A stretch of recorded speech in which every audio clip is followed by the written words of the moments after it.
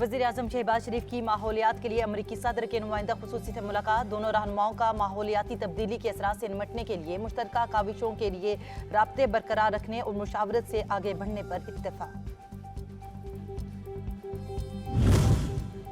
और इस्तेकाम में पाकिस्तान की मंशूर कमेटी का पहला इजलास की सदारत करते हुए पार्टी सदर अब्दुल अलीम खान ने कहा, हम पाकिस्तान को सही मानों में एक फलाही रियासत बनाने की जद्दोजहद के लिए इकट्ठे हुए हैं।